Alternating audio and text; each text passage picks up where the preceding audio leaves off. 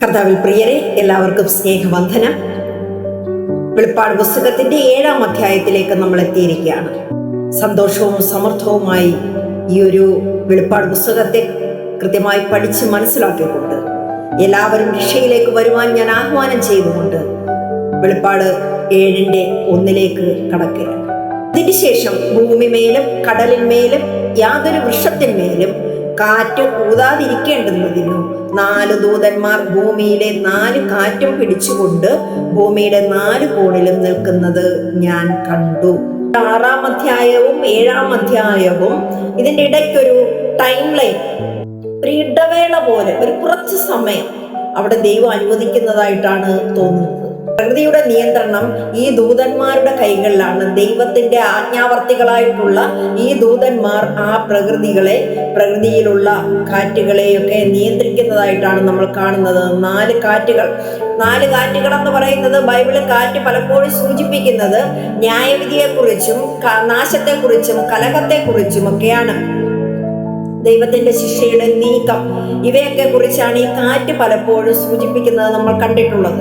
ഇരമ്യാവ് 49:36 ഞാൻ 4 കാറ്റുകളെ അയക്കും എന്നുള്ളത് നമ്മൾ കാണുന്നുണ്ട്. ഭൂമിയുടെ 4 അതിരുകൾ, 4 കോണുകൾ, ആ 4 കോണുകളുടെ വ്യാപ്തി എന്ന് പറഞ്ഞത് വടക്ക്, തെക്ക്, കിഴക്ക്, പടിഞ്ഞാറ് എന്നുള്ള രീതിയിൽ, അതായത് ലോകമൊട്ടാകെ എന്നുള്ളൊരു അർത്ഥമാണ് അവിടെ കാണുന്നത്. ഭൂമിയുടെ അതിരുകൾ, ഭൂമിയുടെ കോണുകൾ എന്നുള്ളത് അവിടെ അർത്ഥമാക്കുന്നത്. ഭൂമിയിലും കടലിലും വൃക്ഷങ്ങളിലും കാറ്റ് ഊതാതിരിക്കേണ്ടുന്നതിന്, ഭൂമിമേല് കടലിന്മേല് യാതൊരു വൃക്ഷത്തിന്മേലും കാറ്റ് ഊതാതിരിക്കേണ്ടുന്നതിന് 3 മേഖലകൾ ഇവിടെ വരുന്നുണ്ട്. ഭൂമി എന്ന് പറയുന്നത് മനുഷ്യജീവിതം, കടലെന്ന് പറയുന്നത് വ്യാപാരവും ഗതാഗതവും രാഷ്ട്രങ്ങൾ തമ്മിലുള്ള ബന്ധവും രാജ്യങ്ങൾ രാജ്യത്തോട് ഉള്ള ബന്ധവുമാണ് കടൽ കാണിക്കുന്നത്. മറ്റൊന്നെന്ന് പറഞ്ഞു കഴിഞ്ഞാൽ വൃക്ഷങ്ങൾ, ജീവനും പരിപാലനവും ഭാവിയും. ജീവൻ, പരിപാലനം, ഭാവി എന്ന് പറയുമ്പോൾ ഇന്നത്തെ കാലഘട്ടത്തിൽ നമുക്കറിയാം, നമുക്ക് ഓക്സിജൻ വേണമെങ്കിൽ മരങ്ങൾ കാർബൺ ഡൈ ഓക്സൈഡ് അവർ വലിച്ചെടുക്കുകയും ഓക്സിജൻ പുറന്തള്ളപ്പെടുകയും ചെയ്യുന്നു. അതുകൊണ്ട് തന്നെയാണ് നമുക്ക് ധാരാളമായിട്ട് ഭൂമിയിൽ ഓക്സിജൻ നമുക്ക് കിട്ടുന്നത് തന്നെ. നാശം തുടങ്ങും എന്നുള്ള അത്രത്തോളം ആ കാറ്റ് ഊതാതെ നിൽക്കുന്ന സമയത്ത് മരങ്ങളിലൂടെ ആയിരുന്നാലും കടലിലൂടെ ആയിരുന്നാലും ഭൂമിയിലൂടെ ആയിരുന്നാലും ഇങ്ങനെയൊക്കെയുള്ള ലക്ഷണങ്ങളിലൂടെ ശ്വാസമില്ലാതെ നിൽക്കുന്ന ഒരു രീതിയാണ്. അടുത്ത 2-3 വാക്യങ്ങളിൽ ദൈവത്തിന്റെ മുദ്രയും സംരക്ഷണവും ഉള്ള രീതിയാണ് നമ്മൾ കാണുന്നത്. 2-ാമത്തെ വാക്യം, മറ്റൊരു ദൂതൻ ജീവനുള്ള ദൈവത്തിന്റെ മുദ്രയുമായി കിഴക്കുനിന്ന് കയറുന്നത് കണ്ട് അവൻ ഭൂമിക്കും സമുദ്രത്തിനും കേടുവരുത്തുവാൻ അധികാരം ലഭിച്ച 4 ദൂതന്മാരോട്. ആദ്യം കണ്ട ഈ 4 ദൂതന്മാർ ഭൂമിയുടെ 4 കോണിലും പിടിച്ചു നിൽക്കുന്നതായിട്ടുള്ള 4 ദൂതന്മാർ സമുദ്രത്തിനും ഭൂമിക്കും കേടുവരുത്തുവാൻ അധികാരം ലഭിച്ച ദൂതന്മാരാണ്. ജീവനുള്ള ദൈവത്തിന്റെ മുദ്രയുമായി കിഴക്ക് നിന്ന് കയറി വരുന്ന ഒരു ദൂതൻ, അതൊരു പ്രതീകം. ആ ഒരു പ്രതീകം എന്താണ്? കിഴക്കെന്ന് പറയുന്നത് വെളിച്ചത്തിന്റെ ദിശയാണ്. നമുക്കറിയാം, സൂര്യൻ ഉദിക്കുന്നത് കിഴക്കാണ്. നമ്മളത് പഠിച്ചു വെച്ചിട്ടുണ്ട്. അപ്പോൾ വെളിച്ചത്തിന്റെ ദിശ എന്ന് പറയുന്നത് കിഴക്കാണ്. ഉയരത്തിന്റെ ദിശ, ദൈവിക ഇടപെടലിന്റെ ദിശ, ഇതെല്ലാം കിഴക്ക് ഭാഗമാണ്. എസ്കേൽ 43:2 പറയുന്നു, ഇസ്രായേലിന്റെ ദൈവത്തിന്റെ മഹത്വം കിഴക്കു നിന്ന് വന്നു എന്ന് നമ്മൾ ഇവിടെ കാണുന്നുണ്ട്. രക്ഷയും പ്രത്യാശയും വരുന്നത് കിഴക്ക് നിന്ന് എന്ന ആശയത്തിന്റെ ഒരു തുടർച്ചയായിട്ടാണ് ഇവിടെ കാണുന്നത്. മുദ്ര എന്താണ്? ആ മുദ്ര എന്ന് വെച്ച് കഴിഞ്ഞാൽ ഉടമസ്ഥതയുടെ അടയാളം, സംരക്ഷണത്തിന്റെ അടയാളം, അധികാരത്തിന്റെ അടയാളമായിട്ടുള്ള മുദ്ര. ദൈവം പറയുന്നു, ഇവർ എന്റെയാണ്, എന്റെ ജനമാണ്, എനിക്ക് സ്വന്തമായതാണെന്ന് ദൈവം പറയുന്നതായിട്ടുള്ള മുദ്രയാണത്. ദൈവം പലപ്പോഴും തനിക്ക് പ്രിയപ്പെട്ടതിനെ മുദ്രയിടുന്നുണ്ട്. വിശ്വാസികളായിട്ടുള്ളവരെ പരിശുദ്ധാത്മാവിനാൽ മുദ്രയിട്ടിരിക്കുകയാണ്. എഫേസ്യർ 1:13 നിങ്ങൾ വിശ്വസിച്ചപ്പോൾ പരിശുദ്ധാത്മാവിനാൽ മുദ്രയിടപ്പെട്ടു. പക്ഷേ ഇവിടെ നമ്മൾ കാണുന്നത്, വെളിപ്പാടിന്റെ 7-ൽ നമ്മൾ കാണുന്ന മുദ്രയെന്ന് പറയുന്നത് ആ പരിശുദ്ധാത്മാവിന്റെ മുദ്രയിടയിൽ നിന്ന് വ്യത്യാസമാണ്. പരിശുദ്ധാത്മാവിന്റെ മുദ്ര നമ്മൾ വിശ്വാസത്താലാണ് ആ മുദ്രയെ സ്വീകരിക്കുന്നത്. എന്നാൽ ഇവിടെ ദൃശ്യവും ഭൗതികമായിട്ടുള്ള മുദ്രയാണ് നെറ്റിയൽ മുദ്ര. എന്തുകൊണ്ട് നെറ്റിയിൽ? നെറ്റിയാണ് ബോധത്തിന്റെ കേന്ദ്രം, തീരുമാനത്തിന്റെ സ്ഥലം, തിരിച്ചറിയൽ, പെട്ടെന്ന് ആൾക്കാർ നോക്കുന്ന സ്ഥലം. ഒരു മനുഷ്യന്റെ മുഖത്തേക്ക്, നെറ്റിയിലേക്ക് ആൾക്കാരെല്ലാവരും പെട്ടെന്ന് കാണുന്ന ഒരു സ്ഥലമാണ് ഈ നെറ്റി എന്ന് പറയുന്നത്. എന്നാൽ ലോകമിടുന്ന മുദ്ര, ലോകമിടുന്ന മൃഗത്തിന്റെ മുദ്ര, നമ്മളത് ഇനി പഠിച്ചു വരുമ്പോൾ കാണും 13ന്റെ 16ലേക്കൊക്കെ നെറ്റിയിലോ കയ്യിലോ അങ്ങനെ എവിടെയെങ്കിലും ഒക്കെയാണ്. ദൈവം ഇവിടെ തന്റെ മുദ്ര നെറ്റിയിൽ മാത്രമാണ് ഇടുന്നത്. ബോധപൂർവമായിട്ടുള്ളൊരു ദൈവിക ബന്ധത്തിന്റെ അടിസ്ഥാനത്തെയാണ് ഇത് കാണിക്കുന്നത്. ദൈവം തന്റെ മുദ്ര നെറ്റിയിൽ പതിപ്പിക്കാൻ വേണ്ടിയിട്ട് ഒരുങ്ങുകയാണ്. 3-ാമത്തെ വാക്യം, നമ്മുടെ ദൈവത്തിന്റെ ദാസന്മാരുടെ നെറ്റിയിൽ ഞങ്ങൾ മുദ്രയിട്ട് കഴിയുവോളം ഭൂമിക്കും സമുദ്രത്തിനും വൃക്ഷങ്ങൾക്കും കേടുവരുത്തരുത് എന്ന് ഉറക്ക വിളിച്ചു പറഞ്ഞു. ആ 4 ദൂതന്മാരോട് കിഴക്ക് നിന്ന് കയറി വന്ന മറ്റൊരു ദൂതൻ പറയുകയാണ്, നമ്മുടെ ദൈവത്തിന്റെ ദാസന്മാരുടെ നെറ്റിയിൽ മുദ്രയിടുന്നതുവരെ, മുദ്രയിട്ട് കഴിയുവോളം ഭൂമിക്കും സമുദ്രത്തിനും വൃക്ഷങ്ങൾക്കും കേടുവരുത്തരുത് എന്ന് ഉറക്ക വിളിച്ചു പറയുകയാണ്. ആ വചനങ്ങളിൽ നമുക്ക് പ്രത്യേകമായിട്ട് മനസ്സിലാക്കുന്ന ഒരു കാര്യമുണ്ട്. അവിടെ മുദ്രയിടാൻ പോകുന്നത് ഇസ്രായേലിന്റെ 12 ഗോത്രങ്ങളിൽ നിന്നുള്ള 1,44,000 പേർ. ഇസ്രായേൽ ഗോത്രത്തിൽപ്പെട്ടിട്ടുള്ളതാണത്. അതായത് ഈ ഇസ്രായേൽ ജനം എന്ന് പറയുന്നതിനെ നമുക്ക് വ്യക്തമായിട്ട് അറിയാം. ഇസ്രായേൽ ദൈവം യേശുവിനെ തള്ളിക്കളഞ്ഞതായിട്ടുള്ള ദൈവത്തിന്റെ സ്വന്തം ജനം. ആ ജനത്തിലുള്ള ആ 12 ഗോത്രങ്ങളിൽ നിന്നാണ് 1,44,000 പേരെ ദൈവം മുദ്രയിട്ട് വേർതിരിക്കാൻ വേണ്ടിയിട്ട് പോകുന്നത്. അപ്പോൾ സഭ ആ ഒരു സമയത്ത് എടുക്കപ്പെട്ടു എന്ന് നമ്മൾ കഴിഞ്ഞ വീഡിയോകളിലൊക്കെ മനസ്സിലാക്കി. ആ സഭ ഇവിടെ ഭൂമിയിൽ ഉള്ളതായിട്ട് നമ്മൾ കാണുന്നില്ല. അവിടെ ദൈവം മുദ്ര കൊടുക്കാൻ പോകുന്നത് ഇസ്രായേൽ ജനങ്ങൾക്കാണ്. ഇസ്രായേലിലുള്ള 12 ഗോത്രങ്ങളിൽ പെട്ടിട്ടുള്ള വ്യക്തികൾക്കാണ്, ജനങ്ങൾക്കാണ് ആ മുദ്ര കൊടുക്കാൻ പോകുന്നത്. ദൈവം വീണ്ടും ഇസ്രായേലിനോടുള്ള വാഗ്ദത്തത്തെ പ്രവർത്തിപ്പിക്കുകയാണ് അവിടെ ചെയ്യുന്നത്. എന്ത് കരുണയായിട്ടുള്ള ദൈവമാണ്, ആലോചിച്ച് നോക്കിയേ. ആ ദൈവത്തിന്റെ ദീർഘക്ഷമയൊന്ന് ആലോചിച്ച് നോക്കൂ. നമ്മള് ആ തള്ളിക്കളഞ്ഞ ആ മനുഷ്യരുടെ പാരമ്പര്യത്തിൽ വന്നിട്ടുള്ള വ്യക്തികളെ തള്ളിക്കളയാതെ ദൈവം അവിടെ മുദ്രയിട്ട് ചേർത്തെടുക്കുകയാണ്. ഈ കാര്യങ്ങൾക്കൊന്നും കേടുവരുത്തരുതെന്നാണ്, ഹാനി വരുത്തരുത്. ദൈവം നിയന്ത്രണത്തിന്റെ ഒരു തെളിവാണത്. അതിനൊന്നിനും നാശം ചെയ്യരുത്. ആ എന്തും നാശം ചെയ്യുവാനുള്ള അധികാരം ദൂതന്മാർക്കുണ്ട്. നമ്മളത് മനസ്സിലാക്കണം. ദൈവം അയക്കുന്ന, ദൈവം അനുവദിച്ചു കഴിഞ്ഞാൽ എന്തും നാശപ്പെടുത്താനുള്ള അധികാരം ദൂതന്മാർക്കുണ്ട്. ഇത് നമ്മളെ പഠിപ്പിക്കുന്നത് ദൈവം തനിക്കുള്ളവരെ ദൈവം ഒരിക്കലും മറക്കുന്നില്ല. ദൈവത്തിന്റെ നാമത്തെ വിളിക്കുന്ന ഏവരെയും ദൈവം മറന്നു കളയുന്നില്ല എന്നുള്ളൊരു കാര്യമാണ് അവിടെ നമ്മളെ ഓർപ്പിക്കുന്നത്.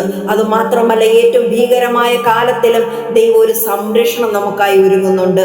നമുക്കായി മീൻസ് അന്ന് ഭൂമിയിൽ ഇരിക്കുന്ന ജനങ്ങൾക്ക്, ഭൂമിയിലുള്ള ജനങ്ങൾക്ക്, തന്നെ വിളിച്ചപേക്ഷിക്കുന്ന വ്യക്തികൾക്ക് നൽകുന്നുണ്ട്. ന്യായവിധിക്ക് മുമ്പ് മുദ്രയിടൽ വരുന്നു. ലോകത്തിൽ പല മുദ്രകൾ കാണാം. എന്തൊക്കെ മുദ്രകൾ ഉണ്ടെങ്കിലും ദൈവത്തിന്റെ മുദ്ര മാത്രമാണ് ജീവൻ കാത്തു സൂക്ഷിക്കുന്നത്. 4 മുതൽ 8 വരെ ഉള്ളത്. മുദ്രയേറ്റവരുടെ എണ്ണവും ഞാൻ കേട്ടു. ഇസ്രായേൽ മക്കളുടെ സകല ഗോത്രത്തിൽ നിന്നും മുദ്രയേറ്റവർ 144,000 പേർ.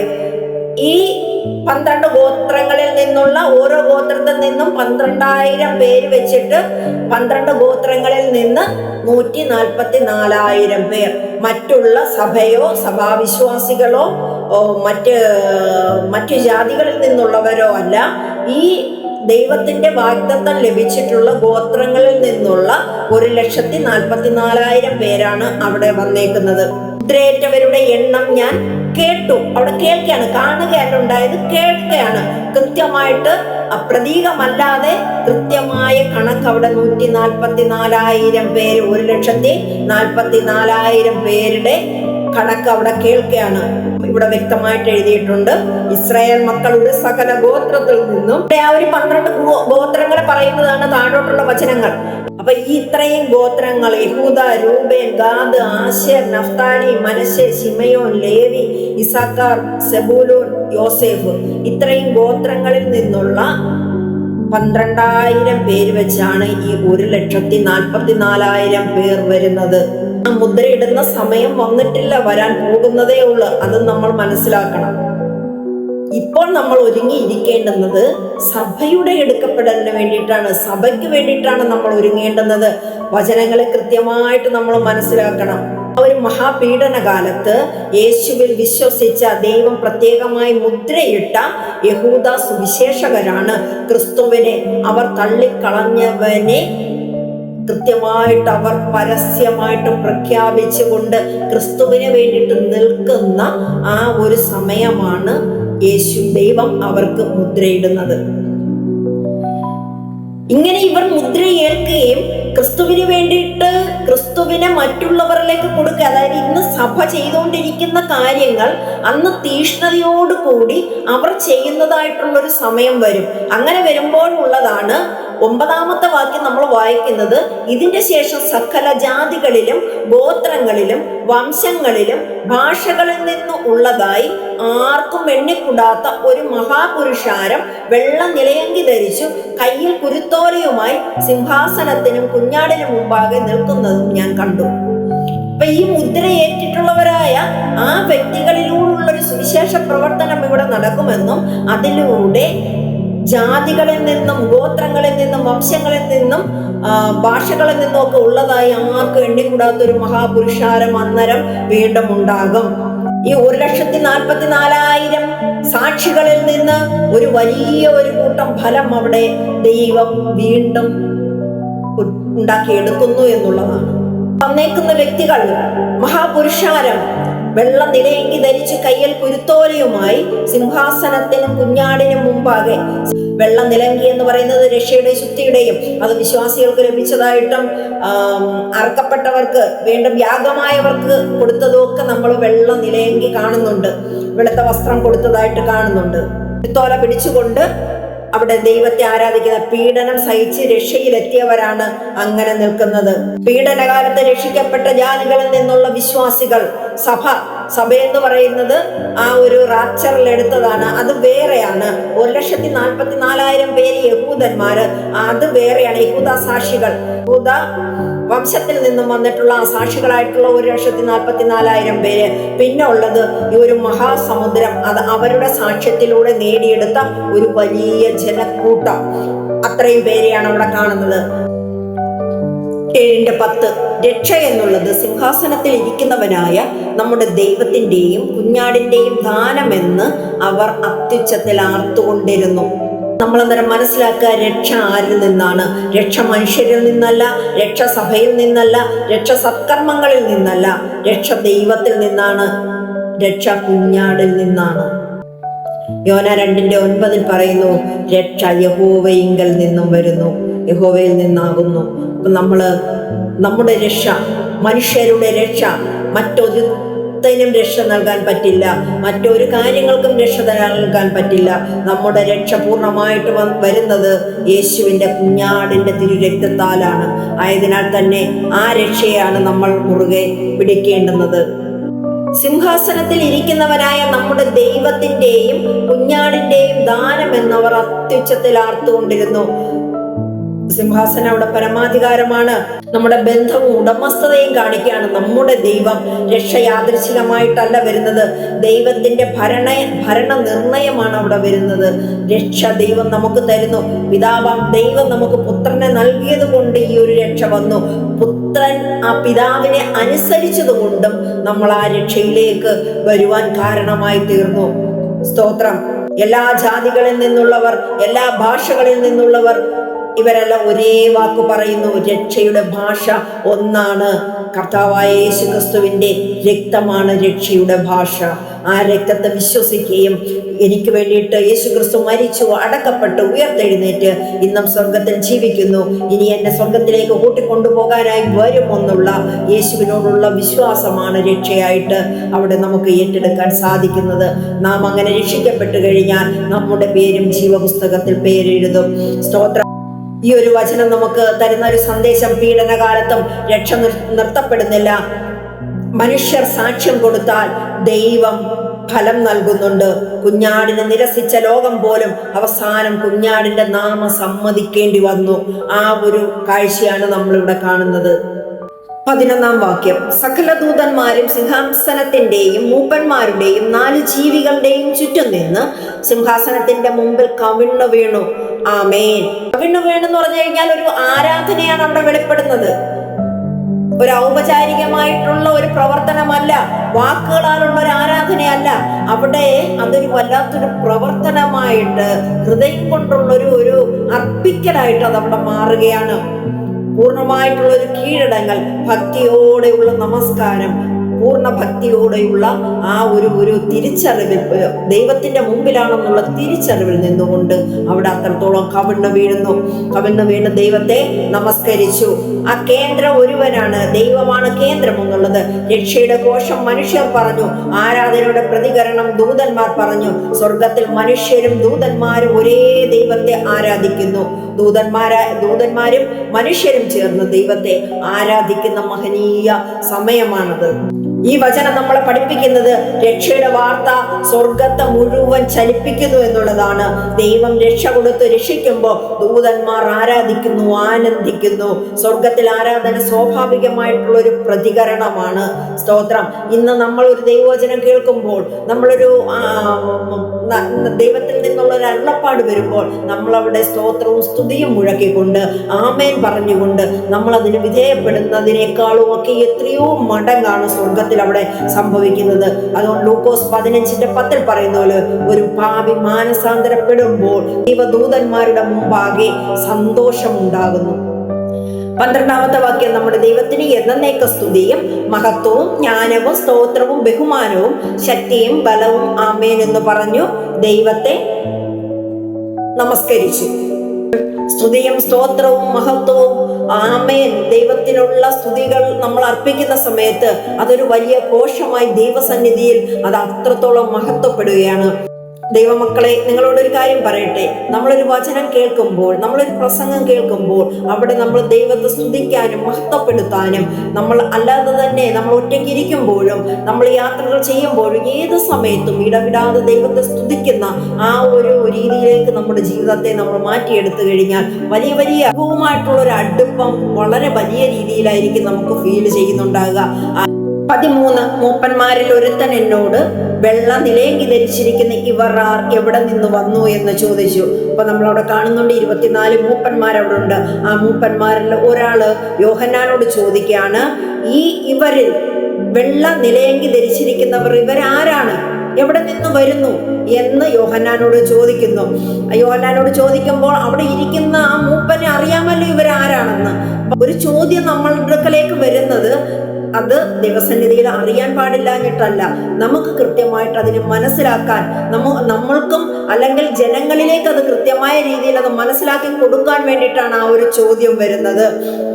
അവിടെ യോഹന്നാന്റെ മറുപടി, യജമാനൻ അറിയുമല്ലോ എന്ന് ഞാൻ പറഞ്ഞതിന് അവൻ എന്നോട് പറഞ്ഞത്, ഇവർ മഹാകഷ്ടത്തിൽ നിന്നും വന്നവർ, കുഞ്ഞാടിന്റെ രക്തത്താൽ തങ്ങളുടെ അങ്കി അലക്കി വെളുപ്പിച്ചിരിക്കുന്നു.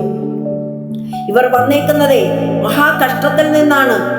മഹാപീഡകാലത്ത് നിന്ന് യേശുവിനെ അറിഞ്ഞു, രക്ഷ ഏറ്റെടുത്ത് അവർ ഒരുപാട് പേർക്ക് സകല ഗോത്രത്തിലും സകല ജാതികളിലും സകല 4 അതിരുകളിലേക്കും അവർ യേശുവിനെ വിളംബരം ചെയ്ത് അവർ അവരുടെ കൃത്യത്തെ നിർവഹിച്ചു. മഹാപീഡനകാലത്താണ് അത് സംഭവിച്ചത്. അങ്ങനെ നിന്നുകൊണ്ട് അവർ ചെയ്തു പോയ തെറ്റിനെ അനുതപിച്ച് സ്വന്തത്തിലേക്ക് വന്നപ്പോൾ സ്വന്തമായവരോ യേശുവിനെ കൈക്കൊള്ളാതെ ക്രൂശിച്ചു കളഞ്ഞ ആ യേശുവിന്റെ രക്തത്തെ അവർ തിരിച്ചറിയുന്ന ഒരു കാലഘട്ടമായിരുന്നു ആ മഹാപീഡകാലം. ആ കാലഘട്ടത്തിൽ ഇവർ തെരഞ്ഞെടുക്കപ്പെട്ട മുദ്രയിട്ട ഇവർ യേശുവിന് വേണ്ടിയിട്ട് നിന്ന് ധാരാളം പേരെ രക്ഷയിലേക്ക് കൊണ്ടുവന്നു. വലിയൊരു പുരുഷാരത്തെ, വലിയൊരു ജനക്കൂട്ടത്തെ കൊണ്ടുവന്ന വ്യക്തികളാണ്.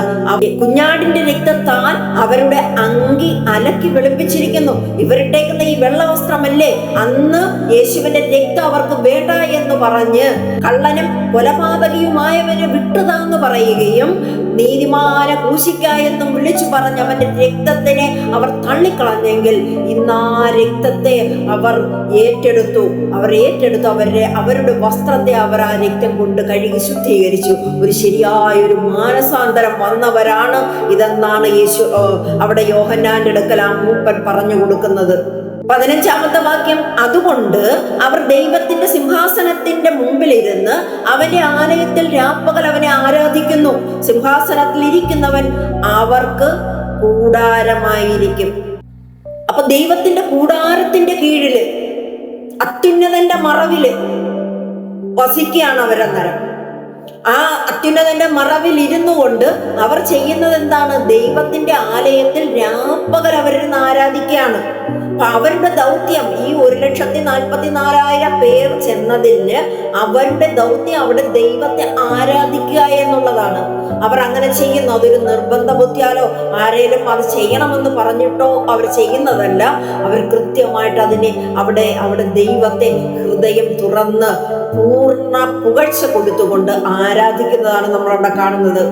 16-ാം വാക്യം, ഇനി അവർക്ക് വിശക്കുകയില്ല, ദാഹിക്കുകയില്ല, വെയിലും യാതൊരു ചൂടും അവരുടെ മേൽ തട്ടുകയില്ല. കാരണം അവർക്ക് ഇനി ഒരു കുറവും ഉണ്ടാകുകയില്ല. കാരണം അത്യുന്നതന്റെ മറവിലാണ്. ആ മറവിൽ നിൽക്കുന്നത് കൊണ്ട് തന്നെ അവർക്ക് ഇനി വിശപ്പോ ദാഹമോ മറ്റു കാര്യങ്ങളോ ഒന്നും ഉണ്ടാകില്ല. വെയിലും യാതൊരു ചൂടും മറ്റ് പ്രതിസന്ധികളൊന്നും തന്നെ അവർക്ക് ഉണ്ടാകുകയില്ല. ഏറ്റവും നല്ലത് ഒരു ഭയമില്ലാതെ അവർക്കിനി ആരെയും പേടിക്കേണ്ടുന്ന കാര്യമില്ല. അങ്ങനെ അവർ മുന്നോട്ട് പോകും. 17-ാമത്തെ വാക്യം, സിംഹാസനത്തിന്റെ മധ്യേ ഉള്ള കുഞ്ഞാടവരെ മേച്ച് ജീവജലത്തിന്റെ ഉറവുകളിലേക്ക് നടത്തുകയും ദൈവം താൻ അവരുടെ കണ്ണിൽ നിന്നും കണ്ണുനീരെല്ലാം തുടച്ചു കളയുകയും ചെയ്യും. സിംഹാസനം എന്ന് പറയുമ്പോൾ അധികാരവും രാജ്യത്വവും, കുഞ്ഞാടെന്ന് പറയുമ്പോൾ യാഗവും സൗമ്യതയും. അപ്പൊ ഇത് രണ്ടും കൂടെ, യാഗമായവൻ തന്നെ രാജാവായി. അതാണ് അവിടെ കാണുന്നത്. ക്രൂശിൽ മരിച്ച യേശു ക്രിസ്തു ഇന്ന് സിംഹാസനത്തിൽ ഇരിക്കുന്നു. ജീവനുള്ള ദൈവത്തിന്റെ ഉറവുകളായിട്ട് ആ തീരാത്ത ഉറവുകളിലേക്ക്, ജീവജലത്തിന്റെ നിത്യജീവനിലേക്ക് അവിടെ അവരെ ദൈവം നയിക്കുന്നുണ്ട്. അവിടെ ദാഹവും ക്ഷീണവും ഇല്ല, ആത്മീയ ശൂന്യതയില്ലാത്ത സ്ഥലത്തേക്ക് യേശു അവരെ നയിച്ചു കൊണ്ടുപോകുന്നു. കണ്ണുനീരെല്ലാം തുളച്ചു കളയും. പൂർണ്ണ ആശ്വാസം അവിടെ കിട്ടുന്നുണ്ടാകും. ചില അല്ല, എല്ലാം ഭൂമിയിലെ പീഡനത്തിന്റെ കണ്ണുനീർ, നഷ്ടത്തിന്റെ കണ്ണുനീർ, ഭീതിയുടെ കണ്ണുനീർ സ്വർഗത്തിൽ ദൈവം തന്നെ എല്ലാം തുളച്ചു കളയും. ഈ ഒരു വാഗ്ദാനം കൊടുക്കുന്നത് ആർക്കാണ്? വലിയ കഷ്ടത്തിൽ നിന്നും വരുന്നവർക്ക്. പക്ഷെ വീണ്ടെടുക്കപ്പെട്ട എല്ലാവർക്കും ഇത് ബാധകമാണ്. പക്ഷെ ഇവിടെ പറയുന്ന ഈ ഒരു വചനം ആ വലിയ കഷ്ടത്തിൽ നിന്ന് കയറി വന്ന വ്യക്തികളുടെ കാര്യത്തിലാണ് ഇതിവിടെ എടുത്തു പറയുന്നത്. അധ്യായം 7:17 ആയപ്പോഴേക്കും ആശ്വാസത്തിന്റെ ഒരു ഉച്ചസ്ഥിതിയിലേക്ക് എത്തിയിരിക്കുകയാണ്. ക്രൂശിൽ അറുക്കപ്പെട്ട കുഞ്ഞാട് അവിടെ രാജത്വം വഹിച്ചുകൊണ്ട്, രാജാവായിക്കൊണ്ട് എല്ലാവരെയും മേപ്പാൻ, കണ്ണീരുകൾ തുടച്ചു മാറ്റി നമ്മളെ മുന്നോട്ട് നയിക്കുന്ന, വീണ്ടെടുക്കപ്പെട്ട സകല മനുഷ്യരെയും മുന്നോട്ട് നയിക്കുന്ന, ആത്മജീവികളായി മുന്നോട്ട് നയിക്കുന്ന രീതിയിലേക്ക് അവിടെ മാറിക്കഴിഞ്ഞു.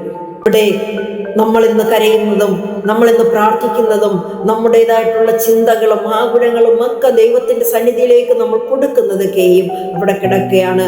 അത് നമ്മുടെ വീണ്ടെടുപ്പിൽ ദൈവം നമ്മളെ കണ്ണീരുകളെ കഴുകി നമ്മളെ യഥാസ്ഥാനപ്പെടുത്തി നമ്മളിലേക്ക് ജീവജലത്തിന്റെ ഉറവുകളെ തുറന്നു തന്നുകൊണ്ട് യാതൊരു കഷ്ടവുമില്ലാതെ, സൂര്യന്റെ വെയിലോ മറ്റ് തണുപ്പോ കാര്യങ്ങളോ ശത്രുവിനെ ഭയമോ ഇതൊന്നുമില്ലാതെ കണ്ട്, ജീവിക്കാനുള്ളതിനെ കുറിച്ചുള്ള ഭാരമില്ലാതെ കണ്ട്, എങ്ങനെ അടുത്ത ദിവസം തള്ളി നീക്കുമെന്നുള്ള ഭാരമില്ലാതെ നമുക്ക് മുന്നോട്ട് ജീവിക്കാൻ, സ്വർഗത്തിനൊപ്പം ജീവിപ്പാൻ ഇത് കേട്ടുകൊണ്ടിരിക്കുന്ന ഓരോ വ്യക്തിക്കും സാധ്യമാകട്ടെ എന്ന് പ്രാർത്ഥിച്ചുകൊണ്ട് 7-ാമത്തെ ഈ ഒരു അധ്യായം 17 വാക്യത്തോടു കൂടി ഇവിടെ തീർന്നിരിക്കുകയാണ്.